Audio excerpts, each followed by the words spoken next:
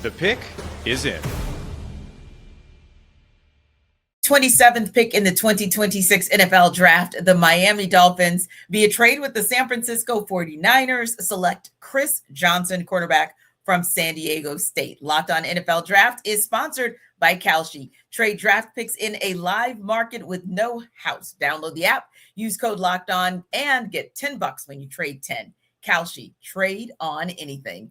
I am Tanisha Batiste, and I'm joined now by Kyle Krabs from Locked On Dolphins. And the Dolphins, for 30 and 90, went from 30 and 90 to 27 and 128 respectively in making those moves with the San Francisco 49ers. What did you like first and foremost, Kyle, about the moves? Yeah, I think the trade in it of itself, the fact that you don't lose draft picks, right? Because the Dolphins are a team that's very starved for rookie contracts, and their first pick with Caden Proctor, they moved back one spot, picked up 2 5s, and that was like a big celebration. We got more draft picks. So to move up 3 spots and not lose one of those net gains for your total rookie pool, I think is the big win of the deal. And then obviously you hear the way that John Eric Sullivan has kind of talked about Chris Johnson and the conviction that everybody had from an analytics profile, from a coaching staff profile, from his evaluation. So everybody being kind of in lockstep that this was a guy that they had tabbed, a guy that everybody liked, and that you didn't lose draft picks in the process to go make the move.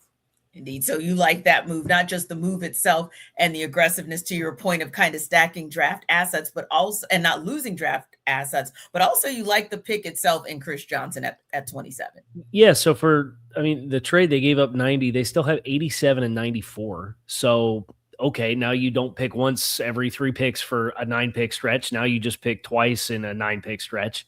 But then the fit for Miami with Jeff Hafley and his defense, I think makes a lot of sense, where he's able to play physical on the perimeter.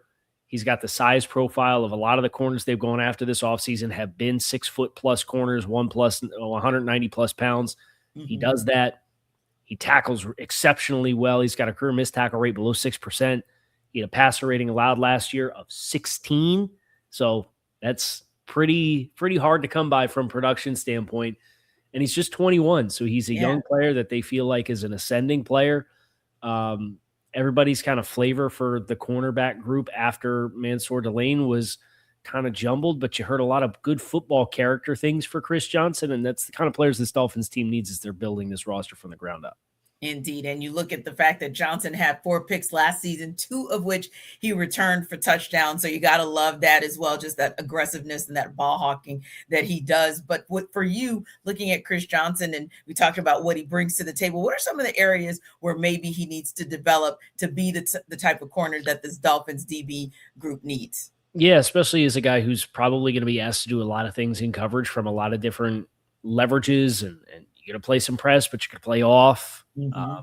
He's coming from a smaller school in San Diego State, so there might be some times where there's that leap in level of competition. I don't think he's the most dynamic transitional player. So when he's playing off and he's not playing in the press window, and he's got to kind of trigger for stuff that's happening in front of his face, continuing to make sure that his footwork's pristine there, the recognition of those routes. So I don't think he has like the pure bounce to cover for if he's not clean with his feet when he's got a transition. So I think just continued development on the technical side of the things and the route recognition side of things.